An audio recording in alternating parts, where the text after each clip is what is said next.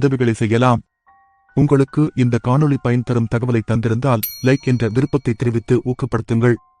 மேலும் இந்த காணொளி பற்றிய உங்கள் கருத்துக்களை மறக்காமல் கமெண்டில் தெரிவியுங்கள். இந்த தகவல் பலருக்கு சென்றடைய மறக்காமல் ஷேர் செய்யவும். உங்களின் தொடர் ஊக்கத்திற்கு நன்றிகள் பல.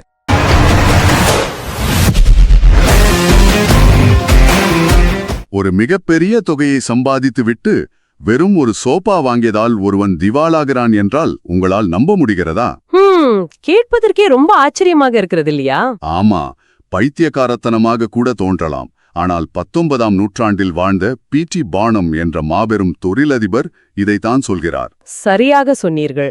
அதாவது நம்முடைய வங்கி இருப்பு காலியாவதற்கு பங்குச்சந்தையோ அல்லது பொருளாதார வீழ்ச்சியோ முக்கிய காரணம் அல்ல, நம்முடைய சமூக பார்மையும் பக்கத்து வீட்டுக்காரர்களும் தான் முக்கிய காரணம் என்கிறார் அவர்.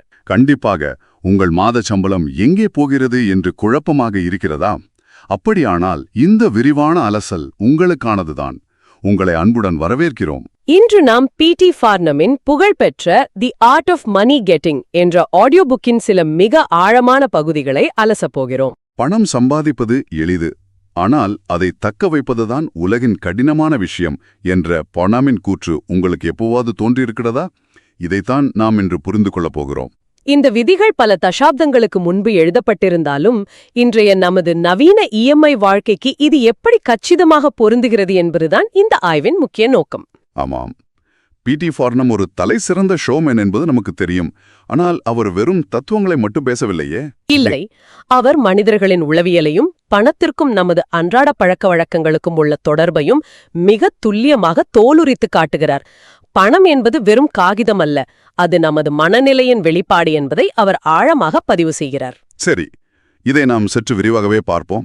பொதுவாகவே சம்பாதிப்பதை விட செலவை குறைப்பதுதான் முக்கியம், அதுதான் சிக்கனம் என்று நாம் நினைக்கிறோம். உண்மைதான், நாமெல்லாம் அப்படி நினைத்து கொண்டுதான் இருக்கிறோம். ஆனால் அந்த சிக்கனத்தை நாம் எப்படி தவறாக புரிந்து கொள்கிறோம் என்பதிலிருந்து பார்னம் ஆரம்பிக்கிறார். அவர் இதை தவறான சிக்கனம் என்கிறார் இல்லையா? ஒரு பெண்ணியை மெச்சப்படுத்துவது நல்ல விஷயம்தானே, அது எப்படி தவறாகும்? இங்கேதான் சார்லஸ் டிக்கன்சன் மிஸ்டர் மிக்காபர் என்ற கதாபாத்திரத்தை பார்னம் நமக்கு நினைவூட்டுகிறார். அதாவது, ஒரு மனிதனுக்கு 20 பவுண்டுகள் வருமானம் வரும்போது அவன் 20 பவுண்டுகள் மற்றும் 6 பென்ஸ் செலவு செய்தால் அவன் வாழ்க்கை நரகமாகிவிடும். வரவை விட செலவு அதிகம். ஆமாம், அதே 20 பவுண்டுகள் வருமானத்தில் 19 பவுண்டுகள் மற்றும் 6 பென்ஸ் மட்டும் செலவு செய்பவனின் வாழ்க்கை ஆனந்தமாக இருக்கும். வரவுக்குள் செலவு என்பதே அடிப்படை. இது சாதாரண வரவு செலவு கணக்கு. இதில் தவறான சிக்கனம் எங்கே வருகிறது? பார்த்தீர்கள் என்றால், வீட்டில் ஒரு மெழுகுவர்த்தியை அணைத்துவிட்டு இருட்டில் உட்கார்ந்து சில பெண்ணியகளை மிச்சப்படுத்துவது. ஆனால் அதே நபர் மறுநாள் காலையில் கடைக்குச் சென்று முற்றிலும் தேவையில்லாத விலையுயர்ந்த ரிப்பன்களையும் ஆடம்பர பொருட்களையும் வாங்குவது. இதுதான் அந்த தவறான சிக்கனம். ஓஹோ, அதாவது சந்தையில் ஒரு பெண்ணிக்கு மலிவாக மீன் கிடைக்கிறது என்று வாங்கிவிட்டு அதை வீட்டுக்கு கொண்டு செல்ல குதிரை வண்டிக்கு அதிக கட்டணம் கொடுப்பதைப் போல. சரியாக சொன்னீர்கள். இதைத்தான் அவர் பென்னி ஹெரிங் அண்ட் கோச் என்று சொல்கிறார். நாம் இப்போதும் இதைத்தானே செய்கிறோம். ஆன்லைனில் ஒரு மலிவான ஸ்மார்ட் போனை ஆஃபரில் வாங்கிவிட்டு அதற்கான விலையுயர்ந்த கவர், ப்ளூடூத் ஹெட்போன்ஸ் என்று பல ஆயிரக்கணக்கில் செலவு செய்கிறோம். கண்டிப்பாக. நான் பணத்தை மிச்சப்படுத்திவிட்டேன் என்ற உணர்வை நமக்கு நாமே கொடுத்துக்கொண்டு இன்னொரு பெரிய குழியில் விழுகிறோம். இதைவிட மோசமான ஒன்று இருக்கிறது. அதுதான் போலி கௌரவம். அந்த திருமதி கிரண்டி சிண்ட்ரோம். திருமதி கிரண்டி என்ன நினைப்பாரோ, அதாவது ஊர் என்ன நினைக்கும் என்ற பயம். ஆமாம், சமூகத்தின் பார்வைக்கான இந்த பயம்தான் பல குடும்பங்களை வறுமையில் தள்ளுகிறதே என்கிறார் பார்னம். ஆடம்பரத்துக்கும் உண்மையான வசதிக்கும் உள்ள வித்தியாசத்தை நாம் புரிந்து கொள்வதே இல்லை. நான் ஆரம்பத்தில் சொன்ன அந்த சோஃபா கதை எனக்கு இப்போது ஞாபகம் வருகிறது. ஒரு நபர் $30,000 மதிப்பில் ஒரு பிரம்மாண்டமான சோஃபாவை வாங்குகிறார். அந்த சோஃபா வீட்டுக்குள் வந்தவுடனே வீட்டில் உள்ள மற்ற பழைய நாற்காலிகள் அந்த சோஃபாக்கு பொருத்தமாக இல்லை என்று நாற்காலிகளை மாற்றுகிறார். பிறகு தரைவிரிப்புகளை மாற்றுகிறார். கடைசியில் பார்த்தால் அந்த வீடே அந்த சோஃபாவுக்கு சிறியதாக தெரிகிறது. ஆமாம், அதனால் அந்த வீட்டையே இடித்துவிட்டு புதிய வீடு கட்டுகிறார். ஒரு ஒற்றை சோஃபா எப்படி ஒருவனை திவால் நிலைக்கு கொண்டு செல்கிறது பாருங்கள். இது ஒரு அருமையான குறியீடு. பக்கத்து வீட்டுக்காரர் ஒரு புதிய கார் வாங்கினால் நமக்கும் அது தேவைப்படுகிறதோ இல்லையோ நமது கௌரவத்தை காப்பாற்றிக் கொள்ள நாமும் கடன் வாங்கி அதை வாங்குகிறோம். உண்மையான வசதிக்கும் ஆடம்பரத்திற்கும் உள்ள கோட்டையை நாம் அழித்து விடுகிறோம். சரி, சமூகத்தின் பார்வையிலிருந்து நாம் தப்பித்து விட்டோம். போலி கௌரவத்திற்காக செலவு செய்வதையும் நிறுத்திவிட்டோம் என்றே வைத்துக் கொள்வோம். ஆனால் பார்னமின் அடுத்த கருத்து நமது உடல் ஆரோக்கியத்தை நோக்கி பாய்கிறதே. ஆமா, பணத்தை நிர்வகிப்பதற்கும் உடல் நலத்திற்கும் என்ன தொடர்பு? இங்கேதான் விஷயம் மிகவும் சுவாரஸ்யமாகிறது. 19ஆம் நூற்றாண்டிலேயே ஒரு தொழிலதிபர் இது பற்றி பேசியிருக்கிறார். மேலோட்டமாக பார்த்தால் சம்பந்தமில்லாமல் தோன்றலாம். ஆனால் ஆரோக்கியமே வெற்றியின் அடித்தளம் என்கிறார் பார்னம். இயற்கையின் விதிகளை மீறினால் அதற்கான விலையை கொடுத்தே ஆக வேண்டும். பணத்தை சேமிக்க தெரிந்து கொண்டோம், ஆனால் அதை அனுபவிக்க உடல் ஆரோக்கியம் வேண்டாமா? இதுதானே அவரது வாதம். அதுகன ஆழமானது.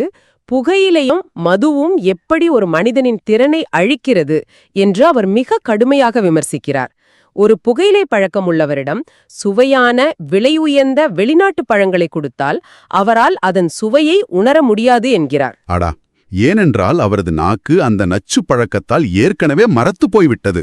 ஆமாம், ஒரு தவறான பழக்கம் இயல்பான நல்ல பழக்கங்களை நம்மிடமிருந்து எப்படி பறித்து விடுகிறது என்பதற்கு இது ஒரு சிறந்த உதாரணம். சரி, மது பழக்கத்தை பற்றி அவர் என்ன சொல்கிறார்? இது மிகவும் ஆபத்தானது.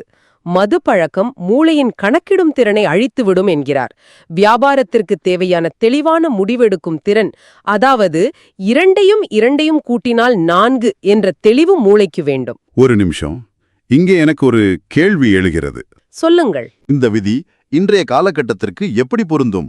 இதை நாம் ஒரு பரந்த கண்ணோட்டத்தில் பார்க்க வேண்டும். இன்று நெட்வொர்க்கிங் என்ற பெயரில் மனிதர்களை சந்திக்க அது பயன்படலாம். ஆனால் மது அந்த முடிவெடுக்கும் திறனை எப்படி பாதிக்கிறது என்பதைத்தான் பார்னம் சுட்டிக்காட்டுகிறார். அதாவது அந்த போதையில் ஏற்படும் தவறான முடிவுகளை சொல்கிறாரா? கண்டிப்பாக. குடிப்பழக்கம் உள்ளவர்களுக்கு ஒரு விதமான அதீத தன்னம்பிக்கை உருவாகும். தாங்கள் மிகப்பெரிய செல்வந்தர்களாக நினைத்துக்கொண்டு எந்த விதமான முன் தயாரிப்பும் இல்லாமல் தவறான ஒப்பந்தங்களில் கையெழுத்திடுவார்கள். வியாபாரத்திற்கு தேவையான கூர்மையான கவனம் சிதறடிக்கப்படுகிறது. ஆக ஆரோக்கியமான மனநிலையும் தெளிவான மூளையும் இல்லாமல் எந்த வியாபாரமும் நிலைக்காது. சரி, அந்த மனநிலை வந்துவிட்டது. அடுத்து அந்த மனநிலையை சரியான இடத்தில் முதலீடு செய்ய வேண்டும் இல்லையா? ஆமாம், அதுதான் சரியான தொழிலை தேர்ந்தெடுத்தல் மற்றும் சரியான இடம், அதாவது வொகேஷன் அண்ட் லொகேஷன். குழந்தைகளுக்கு அவர்கள் விருப்பமில்லாத தொழிலை திணிக்கக்கூடாது என்று அவர் சொல்வது மிக அருமையான விஷயம். இயந்திரங்களை வெறுக்கும் ஒருவனை கடிகாரம் செய்பவனாக்கினால் அவனால் சாதிக்க முடியாது. இயல்பான திறமையை கண்டறிவது முதல் படி. ஆனால் சரியான தொழிலை தேர்ந்தெடுப்பது மட்டும் போதாது, அதை சரியான இடத்தில் செய்ய வேண்டும். அந்த லண்டன் மெழுகு சிலை கண்காட்சி நபர், அந்த கதை மிகவும் சுவாரஸ்யமானது. எனக்கும் பிடித்த கதை அது. லண்டனில் மெழுகு சிலைகள் வைத்திருந்த ஒருவரிடம் மிகவும் அழுக்கான ஒல்லியான ஒரு சிலை இருந்தது. அதை அவர் இங்கிலாந்து அரசர் 8ஆம் ஹென்றி என்று சொல்லிக் கொண்டிருந்தார் இல்லையா? ஆமாம். பார்னம் அதை பார்த்துவிட்டு, இது எப்படி அரசர் 8ஆம் ஹென்ரியாகும், அவர் மிகவும் குண்டானவராயிற்றே என்று கேட்கிறார். அதற்கு அந்த நபர் துளியும் அசராமல், நீங்களும் இத்தனை வருடம் அங்கு உட்கார்ந்திருந்தால் இப்படித்தான் மெலிந்து போவீர்கள் என்று நகைச்சுவையாக சமாளிப்பார். அந்த பதிலில் ஒரு அபாரமான சமயோசித புத்தி இருக்கிறது. ஆனால் அந்த நபர் லண்டனில் ஒரு சிறிய இடத்தில் தன் திறமையை வீணெடுத்துக் கொண்டிருந்தார். பார்னம் அவரை அமெரிக்காவுக்கு வரவழைக்கிறார். ஆமாம், அமெரிக்காவிற்கு வரவழைத்து எப்படி $60,000 சம்பாதிக்கும் கோடீஸ்வரராக மாற்றினார் என்பது வரலாறு. ஆக இதன் முழு அர்த்தம் என்ன? அந்த நபருக்கு திறமை இருந்தது, சமயோசித புத்தி இருந்தது. ஆனால் சரியான மேடை, அதாவது அமெரிக்கா என்ற சந்தை கிடைத்த பின்தான் அவர் வெற்றி பெற்றார். முற்றிலும் உண்மை. திறமை இருந்தாலும் அது சரியான இடத்தில் வெளிப்பட வேண்டும். அதே நேரத்தில் தொழிலை முழுமையாக அறிந்திருக்க வேண்டும் என்பதற்கும் பார்னம் ஒரு கதை சொல்கிறார். பிரெஞ்சு விலங்கியல் அறிஞர் குவியரின் கதை. ஓ, அந்த பேக்கதை. ஆமாம். குவியரின் மாணவர்கள் அவரை பயமுறுத்த நினைத்து ஒரு மாணவனை பேய் போல வேடமிட்டு மேசையின் கீழ் ஒரித்து வைத்தனர். நள்ளிரவில் அந்த பேய், நான் உன்னை சாப்பிடப் போகிறேன் என்று கத்துகிறது. ஆனால் குவியர் பயப்படவே இல்லை. அவர் அந்த பேயின் கால்களை உற்று பார்த்து, பிளவுபட்ட குழம்பு, நீ புல் தின்னும் விலங்கு, உன்னால் மாமிசத்தை சாப்பிட முடியாது என்று கூலாக சொன்னார். அடடா, தன் துறையில் அத்தனை நுணுக்கங்களையும் அவர் தெரிந்திருந்தார். இதுதான் நிபுணத்துவம். உங்கள் பொருளின் உற்பத்தி முதல் விநியோகம் வரை ஒவ்வொரு நுணுக்கமும் உங்களுக்கு தெரிந்திருக்க வேண்டும். அப்போதுதான் எந்த ஒரு போலியான விஷயமும் நம்மை ஏமாற்ற முடியாது. அருமையான விளக்கம். சரி, சரியான இடத்தையும் தொழிலையும் கண்டுபிடித்து விட்டோம். தொழிலின் நுணுக்கங்களையும் கற்றுக்கொண்டோம். இப்போது உங்களை கீழே தள்ளும் மிகப்பெரிய பொறியது, அதுதான் கடன். ஆமாம், கடன் ஒரு இறந்த குதிரை, அதாவது டெட் ஹார்ஸ் என்கிறார் பார்னம். நாம் தூங்கும் போதும் வட்டி வளர்ந்து கொண்டே இருக்கும். நாம் விடுமுறையில் இருந்தாலும் வட்டி விடுமுறை எடுப்பதில்லை. கண்டிப்பாக. பணம் நமக்கு வேலை செய்ய வேண்டுமே தவிர நமக்கு எதிராக வேலை செய்யக்கூடாது. ஞாயிற்றுக்கிழமைகளில் கூட ஓய்வெடுக்காமல் தூய்மைவாதிகளின், அதாவது பியூரிட்டன்களின் சேமிப்பு பணம் எப்படி வட்டியை ஈட்டித் தந்தது என்ற உதாரணத்தை அவர் கூறுகிறார். ஜான் ராண்டாவ் சொன்னது போல உடனுக்குடன் பணம் செலுத்துவதே உண்மையான ரசவாதம். Pay as you go. இதே பகுதியில் ரோத்சைல்ட்ஸ் குடும்பத்தின் விதிகளையும் பாரணம் குறிப்பிடுகிறார்.